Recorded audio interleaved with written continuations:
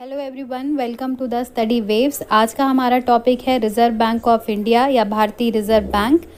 और हमने काफ़ी मेहनत से इस टॉपिक को तैयार किया है।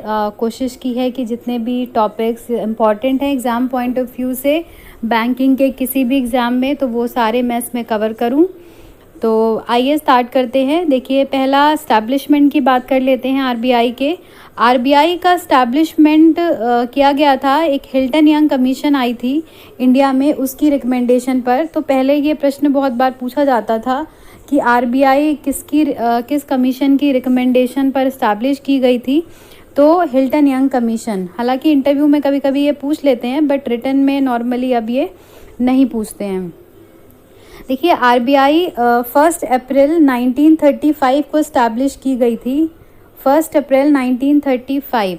और इसके लिए जो एक्ट बना था वो था आरबीआई एक्ट 1934, यानी 1934 में एक्ट बनाया गया था और 1935 1 अप्रैल को इसकी स्थापना की गई थी।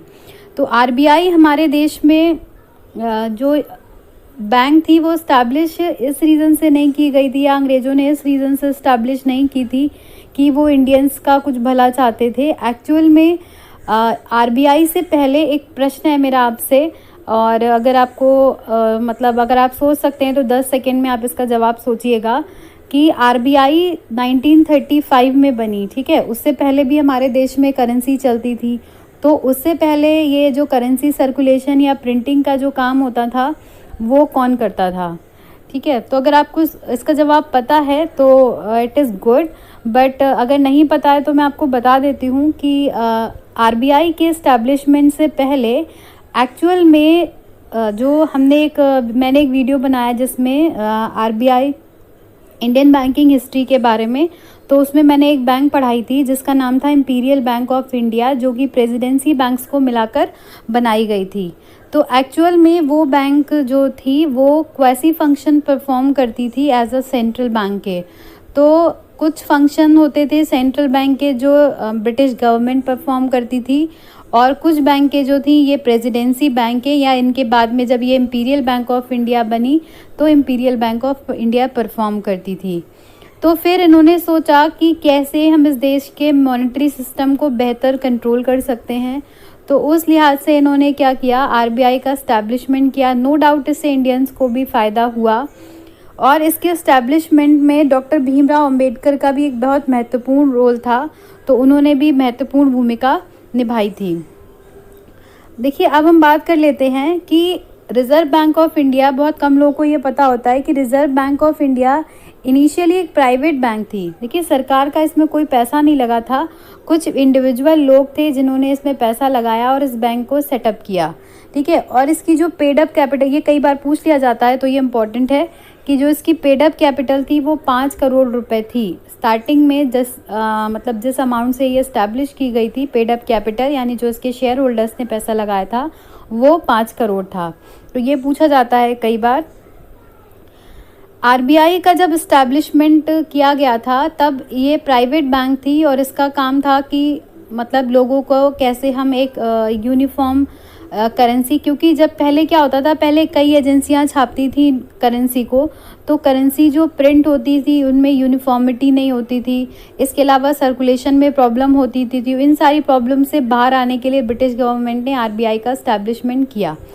अब इसका जो ओरिजिनल हेड ऑफिस था, देखिए पास टाइम पे ये मैं पहले भी अपने वीडियोस में डिस्कस कर चुकी हूँ कि पहले जो भी बैंकें इस्टेब्लिश होती थी वो कलकत्ता में या उसके आसपास के रीजन में इस्टेब्लिश की जाती थी।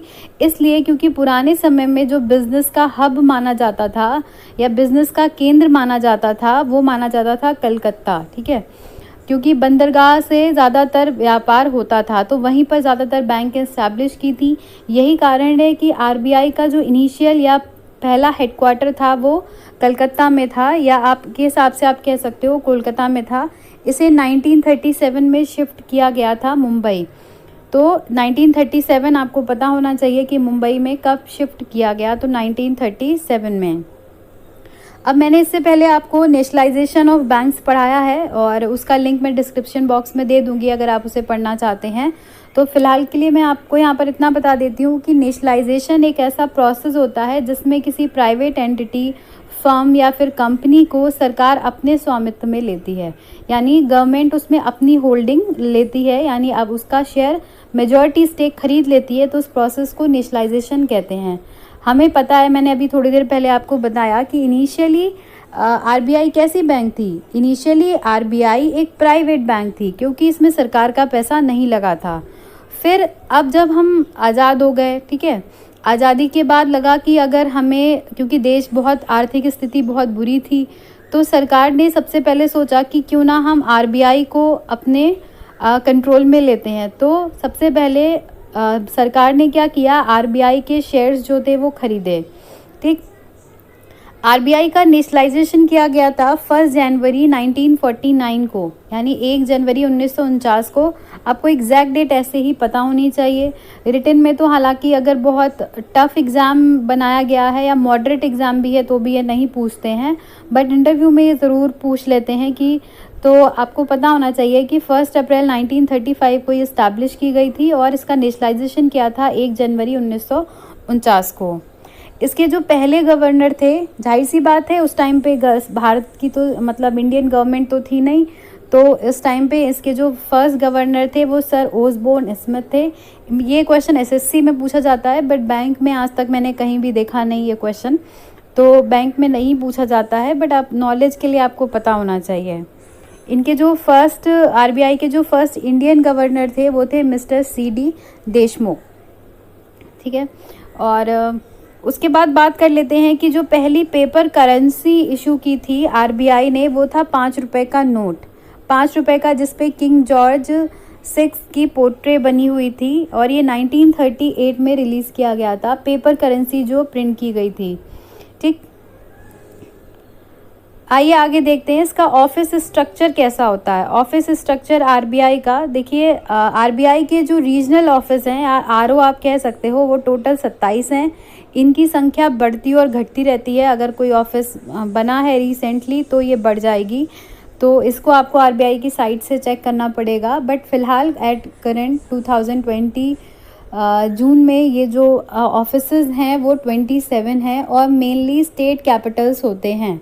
ठीक है, बस एक कानपुर ऐसा है जो स्टेट कैपिटल नहीं है, इसके अलावा एक दो और भी हैं, बट मेनली ये स्टेट कैपिटल्स में ही होते हैं, यानी बड़े बड़े शहरों में।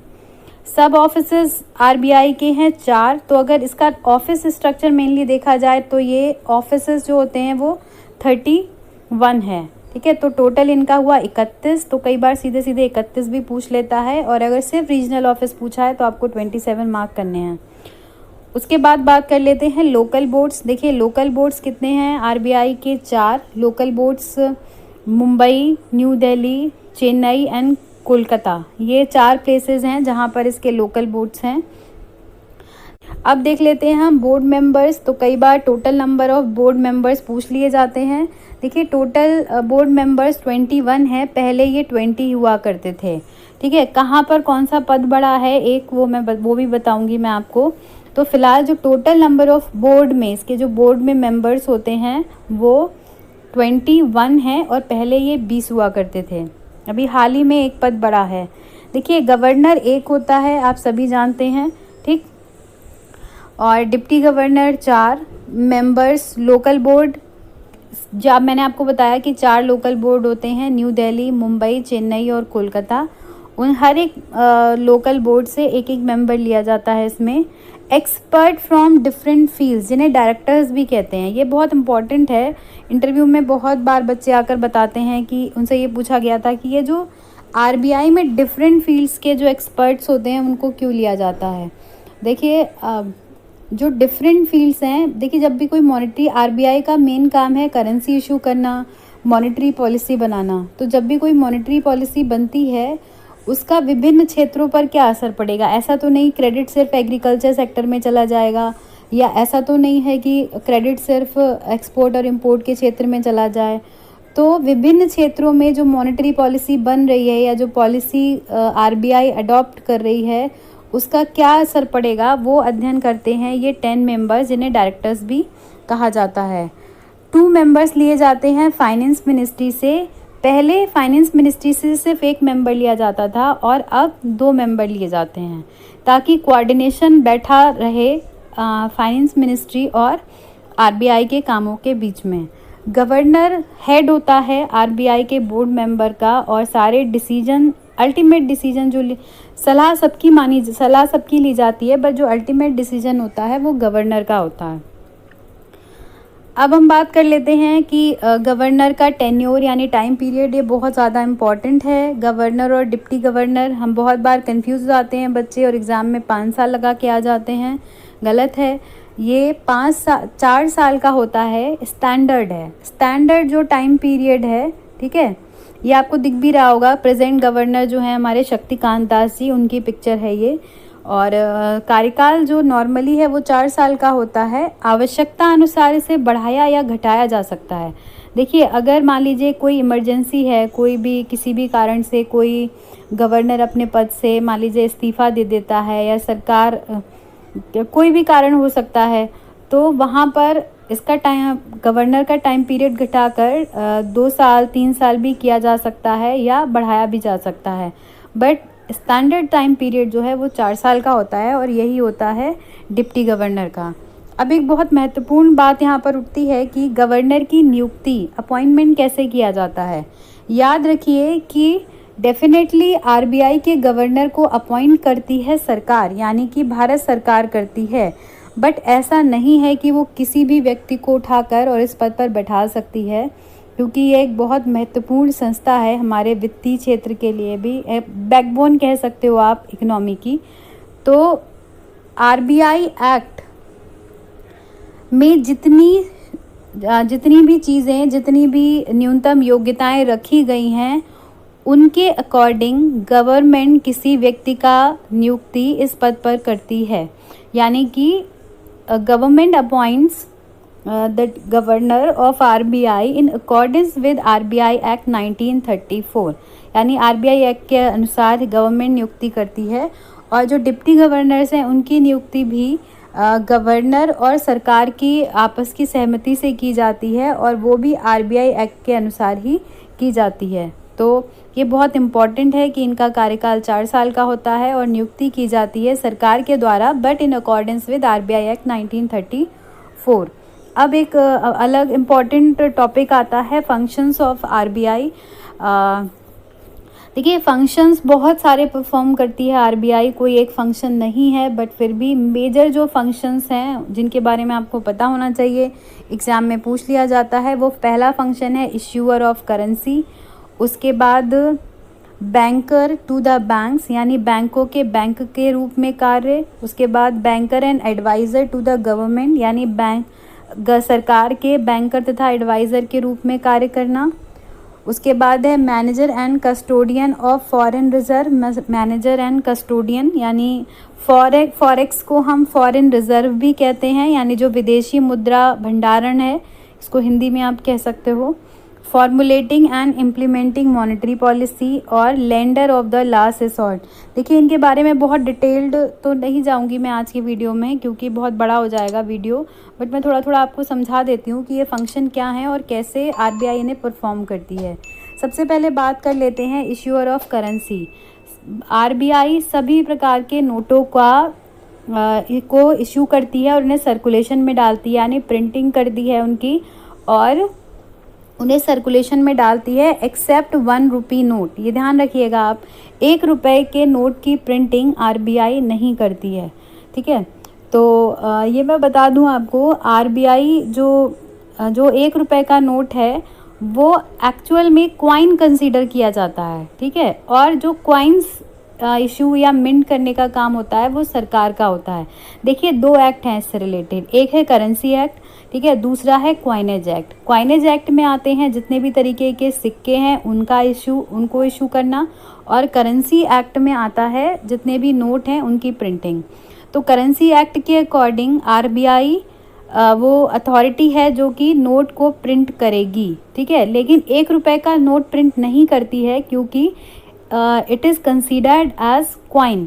तो मेरा जो क्वेश्चन है आज का आपसे वो ये है कि आपको कमेंट बॉक्स में कमेंट करके बताना है कि क्यों 1 रुपये का नोट को कॉइन कंसीडर किया जाता है, ना कि नोट। और इसीलिए इसका कारण है कि ये आरबीआई प्रिंट नहीं करती है, ठीक है। तो क्वाइनेज एक्ट के अनुसार जो इशूइंग अथॉरिटी है वो सरकार होती है, ठीक है। फिर से मैं आपको बता दूं, क्वाइनेज एक्ट के अनुसार गवर्नमेंट इशूइंग अथॉरिटी है, तो जितने भी सिक्के हैं वो गवर्नमेंट इशू करती है, और जितनी भी पेपर नोट हैं, करेंसी है, वो इशू करती है आरबीआई, एक्सेप्ट 1 रुपी नोट, ठीक।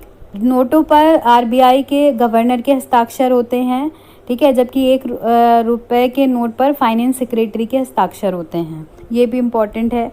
बैंकर टू द बैंक, जब आप आगे मॉनेटरी पॉलिसी पढ़ोगे तो आपको समझ में आएगा कि आरबीआई बैंकों को लोन देती है, ठीक है, रेपो रेट और रिवर्स रेपो रेट जब आप पढ़ोगे, और उनका पैसा अपने पास रखती है। तो यहाँ पर आरबीआई बैंक को, जैसे हम गए बैंक, हमने अपना पैसा जमा किया, ज़रूरत पड़ी तो लोन लिया, ऐसे ही बैंकों के लिए कार्य करता है RBI.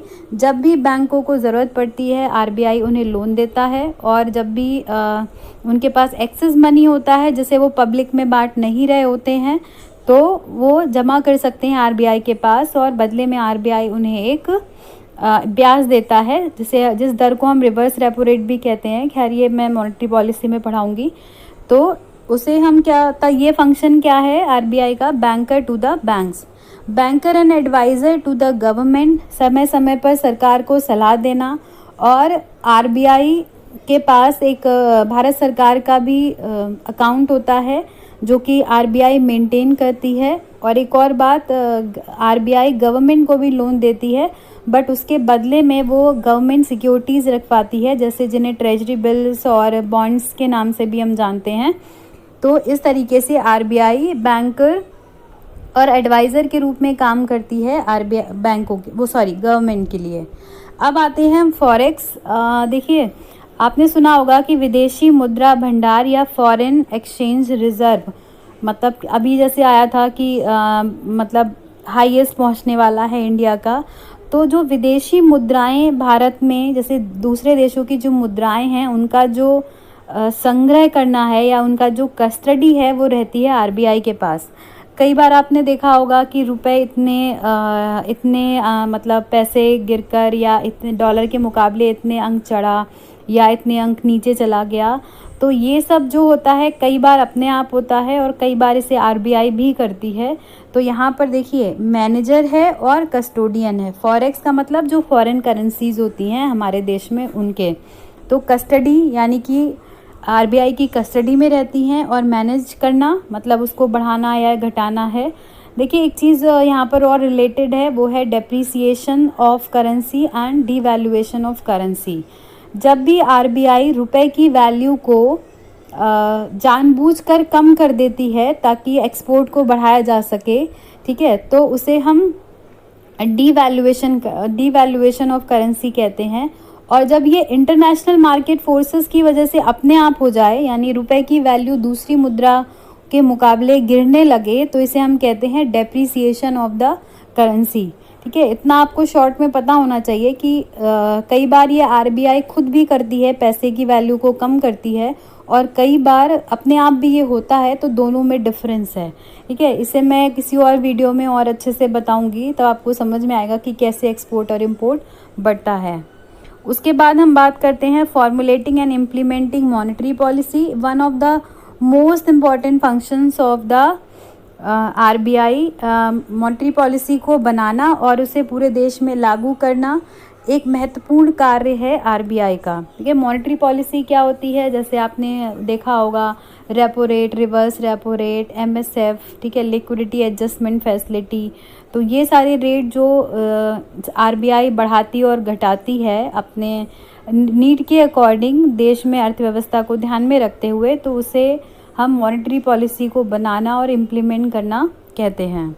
Lender of the last resort, देखिए ये भी कई बार पूछ लेते हैं कि इसका मतलब क्या है। इसका मतलब क्या है कि जब भी कोई बैंक डूब रही होती है, देखिए कई बार ऐसा होता है फाइनेंशियली बैंकें आरबीआई से लोन लेती रहती हैं, और वो फंक्शन था बैंकर टू द बैंक्स, वो हम पढ़ चुके हैं, ठीक है। लेकिन जहाँ पर बैंक डूब रही हो, यानी कि वो बैंकरप्ट होने वाली हो, और आरबीआई एट लास्ट आरबीआई ही उसको बाहर निकाल सकती है उस सिचुएशन से। तो वहाँ पर जब आरबीआई फाइनेंशियली हेल्प करती है किसी बैंक को, तो वो उसके लिए lender of the last resort का काम करती है, यानी अंतिम ऋणदाता। यानी जब बैंक के पास कोई भी ऑप्शन ना बचा हो, तो जब आरबीआई उसको फाइनेंशियली हेल्प करती है डूबने से बचाने के लिए, तब वो बैंकर टू द बैंक की तरह काम नहीं कर रही होती है, तब वो काम कर रही होती है lender of the last resort. अगर आपको ठीक है, तो ये सारे फंक्शंस थे जो मैंने आपको समझाए हैं। अगर आप डिटेल्ड वीडियो चाहते हो आरबीआई की फंक्शंस के ऊपर, तो वो सेपरेटली मुझे बनाना पड़ेगा क्योंकि काफ़ी डिटेल्ड है ये। तो अगर आपको वो डिटेल्ड वीडियो चाहिए, अगर आप इसे थोड़ा और समझना चाहते हैं, तो आप कमेंट बॉक्स में कमेंट करके बता सकते हैं। अगर ये वीडियो पसंद आया तो लाइक और शेयर करिए और सब्सक्राइब करिए for the further videos. Thank you for watching.